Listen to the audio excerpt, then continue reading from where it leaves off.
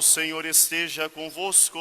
Ele está no meio de nós. Proclamação do Evangelho de Jesus Cristo segundo Lucas. Glória a vós, Senhor. Naquele tempo, enquanto Jesus e seus discípulos caminhavam, alguém na estrada disse a Jesus: Eu te seguirei para onde quer que fores. Jesus lhe respondeu: As raposas têm suas tocas e os pássaros têm ninhos, mas o Filho do Homem não tem onde repousar a cabeça. Jesus disse a outro: Segue-me. Este respondeu: Deixa-me primeiro ir enterrar meu pai. Jesus respondeu: Deixa que os mortos enterrem seus mortos, mas tu vai anunciar o reino de Deus. Um outro ainda lhe disse: Eu te seguirei, Senhor, mas deixa-me primeiro despedir-me dos meus familiares. Jesus, porém, respondeu-lhe: Quem põe a mão no arado e olha para trás, não está apto para o reino de Deus. Palavra da salvação. Glória a vós, Senhor. Podemos nos sentar um instante, caríssimos, mais uma vez, sejamos bem-vindos a esta Santa Missa, na qual celebramos o 4º dia da nossa novena de São Benedito, padroeiro da nossa comunidade. É bem-vindo você que nos acompanha diariamente, também reza conosco este dia da novena. Deixe aí nos comentários a sua intenção e compartilhe gentilmente essa Santa Missa com os seus contatos. Caríssimos, hoje a igreja celebra também a memória de São Jerônimo. São Jerônimo é um santo padre da igreja que viveu no século IV e ele faz a primeira tradução da Bíblia para o latim, chamada Vulgata. Ele recolhe os textos gregos do Novo Testamento, principalmente, e os traduz para o latim. E esta foi a Bíblia utilizada pela igreja ao longo de mais ou menos 1.600 anos, até recentemente com as traduções atuais. É a Bíblia de São Jerônimo, um grande padre da igreja, e é São Jerônimo que disse que rejeitar as Escrituras é rejeitar o próprio Jesus Cristo. É um grande santo. O evangelho que nos é apresentado, Jesus fala assim no último versículo: Quem põe a mão no arado e olha para trás, não está apto para o reino de Deus. Uma expressão bonita. É necessário compreendermos de qual arado Jesus está falando. Eu imagino que nós já vimos aquele arado de tração animal, onde vai um cavalo ou uma junta de bois à frente, e o arado em si, né, tocado por um homem vai guiando o arado, e na frente ele tem uma faca, uma lâmina. Essa lâmina entra na terra, o cavalo vai puxando o arado e a lâmina, né, o homem vai guiando a lâmina e esta vai abrindo um sulco na terra. Desse modo se joga a semente, cobre-se esta vala e a semente cresce e produz fruto. Então o arado ele serve para preparar a terra. O arado ele é feito por uma lâmina e essa lâmina é preciso tomar cuidado para que ela não pegue numa pedra e arrebente a lâmina. E desse modo se perca todo o dia de trabalho ou se atrase muito o plantio e aí complica muito a plantação e consequentemente também a colheita. Jesus está falando o seguinte: é importante nós cuidarmos do arado para que as nossas distrações não destruam o bom êxito da nossa evangelização.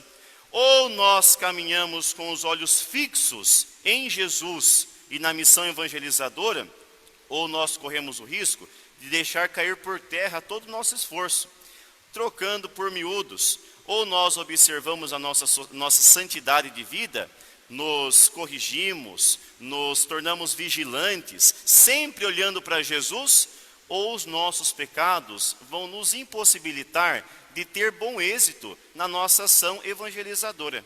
Quantas vezes nós caímos em pecado, damos ouvido aos nossos vícios e às nossas más inclinações, e consequentemente deixamos perder a nossa ação evangelizadora, o nosso êxito na missão, as nossas motivações, a nossa fortaleza. Então é necessário cuidarmos, estarmos atentos para que os nossos pecados não venham quebrar e destruir o nosso arado e desse modo impossibilitar a nossa missão e trabalho na igreja. Caminhar com os olhos fixos em Jesus. Mesmo que as outras coisas nós não estejamos prestando muita atenção, mas em Jesus. Existem algumas biografias e numa delas tem uma história interessante que eu gostaria de ler para vocês, para ver como o nosso querido padroeiro tinha os olhos fixos em Jesus. É uma história interessante, chega a ser um pouco cômica. Fala assim: ao mesmo tempo em que rezava em latim com os outros frades, chamava-se a si mesmo de imbecil, em bom dialeto siciliano, porque São Benedito não conhecia latim, não sabia. Foi na procissão de Corpus Christi, provavelmente a 9 de junho de 1583. Era a procissão da cidade, era o dia das confrarias, das autoridades, dos clérigos e leigos perfilarem acompanhando o Santíssimo Sacramento. Palermo inteiro estava reunida para a procissão. Então imagine, 1583, procissão de Corpus Christi na cidade de Palermo. A ocasião mais solene do ano naquela região. Todas as autoridades civis, militares, religiosas, todos bem trajados, acompanhando o Santíssimo Sacramento. Frei Serafim de Ficarra, ministro provincial, ou seja, superior de São Benedito, teve a péssima ideia de pedir a Frei Benedito que carregasse a cruz processional, ou seja, que ele puxasse a procissão inteira, que estava sendo acompanhado por todos os habitantes da cidade, ladeado pelos carregadores de vela e pelos frades da cidade. A procissão saiu da catedral, ultrapassou os muros da cidade e já era tarde da noite quando o Santíssimo reentrava na igreja. E agora nós vamos ver por que a procissão demorou mais de um dia. Benedito, obediente à ordem do seu superior, abraça a cruz processional, uma grande cruz visível de todos os acompanhantes. Mal Benedito fixou os olhos no alto da cruz, entrou em êxtase. De seus olhos saíam dois raios de luz e caminhava mesmo estando parado, isto é, seus pés não tocavam o chão. Olha que interessante, eu vou repetir. Mal Benedito fixou os olhos na cruz que ele estava carregando e entrou em êxtase, ou seja, uma visão. De seus olhos saíam dois raios de luz e caminhava mesmo estando parado, isso é, seus pés não tocavam o chão. Ele ia levitando à frente da procissão, olhando fixo, extasiado para a cruz. Tinha sido raptado por Deus e assim permaneceu por quase 6 horas, que foi a duração de toda essa procissão. Então eles tentavam parar a procissão, mas não conseguiam, porque São Benedito estava sendo arrastado pela graça divina. As pessoas perceberam o momento excepcional, a notícia foi se espalhando e a multidão aglomerou-se ao redor de Benedito. A ordem processional, tão importante para a estética nesse dia, estava totalmente arruinada.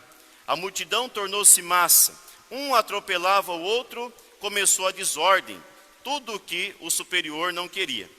Cada um queria ver Benedito de perto, contemplar o santo. Ninguém mais prestou atenção no arcebispo que levava o Santíssimo, nem nos nobres refulgentes em suas vestes. O frade negro era o centro. Tudo terminado, Frei Serafim foi para casa destruído. Não conseguiu dormir, pois estava com remorso, amargurado, porque ninguém parecia estar interessado no Cristo sacramentado. Será que ele não poderia ter evitado isso? Mas a culpa não era dele, foi do próprio Senhor, que naquele dia quis mostrar a todos, clérigos e leigos, nobres e pobres, visivelmente o esplendor do sobrenatural. No meio de tantas grandezas, o Senhor escolhera para ser contemplado o frade negro, o filho de escravos, Frei Benedito. Peçamos nessa Santa Missa, que é exemplo de São Benedito, possamos também nós sermos raptados de coração pelo próprio Deus, de modo que, seguindo a cruz do Senhor, alcancemos um dia a eternidade. Louvado seja nosso Senhor Jesus Cristo!